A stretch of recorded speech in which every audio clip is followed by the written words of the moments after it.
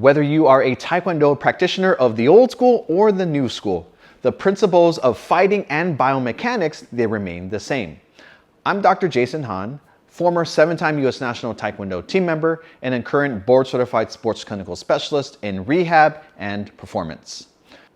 Today, I want to go over the general movement principles of footwork and also the biomechanical principles that will lead to better performance and ideally injury prevention.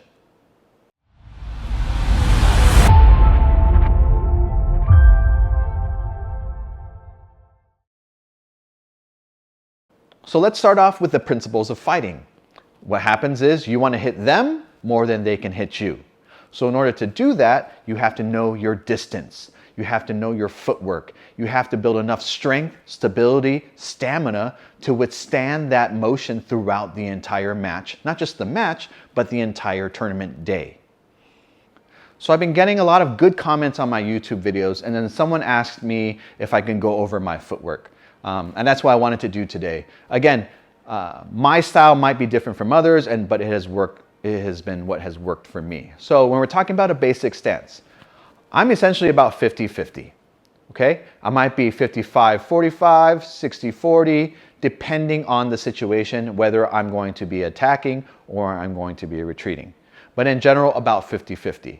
So usually my front foot is relatively flat, and my rear, and you look at my rear foot, it's a little bit chambered, okay? So this is ready to go if I'm gonna attack.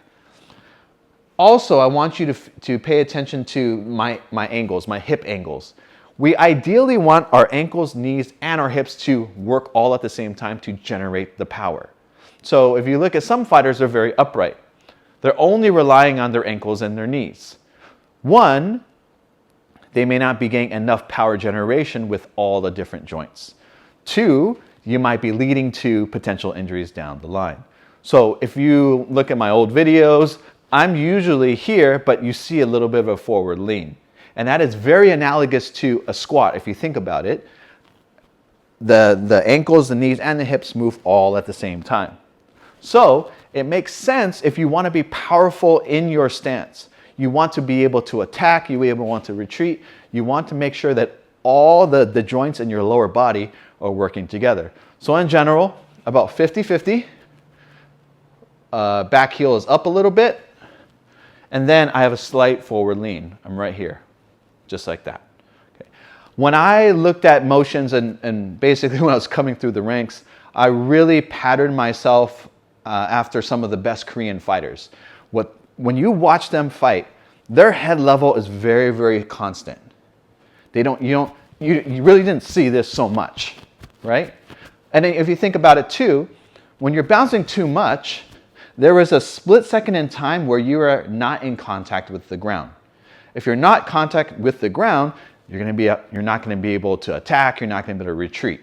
So in general, in that 50-50, I'm staying loaded, you see my back heel, but I rarely did this. I was always in contact with the ground. I was basically loading everything as a spring to move. So in general, I like to keep head level the same.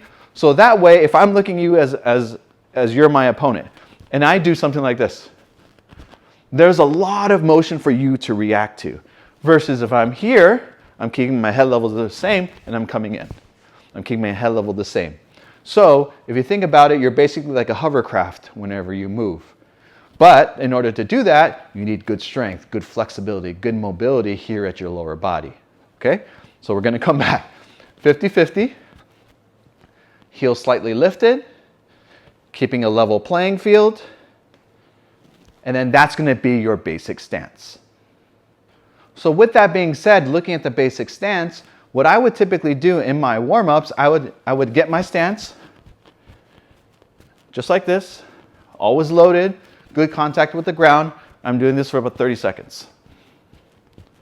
It's part of my warm-up, 30 seconds. After that, I would switch, 30 seconds.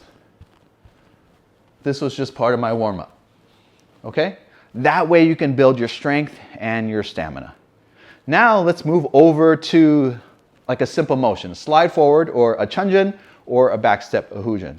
So if I'm here, good basic stance, When I move forward, biomechanical principles, if I'm going to go this way, I have to push off of the back leg. Sometimes when you look at drills and people are reaching, you're not really reaching, you're pushing with the back leg. It looks like I'm reaching, but I'm actually pushing off the back leg. That's why when you do a lateral squat, that's to build strength and stability to push off of. So if I'm going forward, a sliding forward or a chunjin step, I am unweighting the front leg, pushing with the back leg. So you're here, there. If I'm going to hujin or I'm going to do the back sliding step, I'm unweighting the back leg, pushing with the front leg. So that's a biomechanical principle. So if you're here, 1, 2, 1, 2. And here's the thing, you may be doing it naturally, but here, if you understand where you're pushing from, whether you're going forward or you're going back, then when you do your strength and conditioning sessions, it makes a little bit more sense. There's a lot more carryover. So that's sliding forward, I'm pushing back leg. If I'm sliding back, I'm pushing with the front leg. So if you look at my old fights, I was a very defensive fighter, and then I relied a lot on my push back. So what I would do is I would try to cross the distance. Can you hear? If you look at some of my fights, I'm weighted a little bit more on the front leg because I knew I was trying to get a counter attack. I'm here because I can just do that. So let's say you're motion, it makes it so easy for you to slide back. At the time, I didn't know what I was doing. Now I know as a professional, that's what I was doing. So I'm here, a little more weight in the front, so it's very easy for me to push back. So whether it was 1 or 1, 2, it was a lot easier for me. So again, yeah, 50-50 weight distribution, maybe 55-45, maybe 60-40, depending on what you are trying to achieve in the fight. So with this slide forward and slide back, again, that'll be my routine, part of my routine. 30 seconds in place, 30 seconds in place. Then I would do 30 seconds of forward and back. So here, again, keeping this level. 30 seconds, I would switch 30 seconds. After that, I would typically go just to a step forward, just here and here. But you want to be able to rotate as tight as you can. If you come wide, it's too slow. What you really need to do is you're going to push off the back leg to initiate the movement. It's like a golf swing. You have to drive off the back and go forward. Similar like a back leg roundhouse kick. Push from here and then go forward. So I need a good push from the rear leg, but I also need really good mobility in the front leg.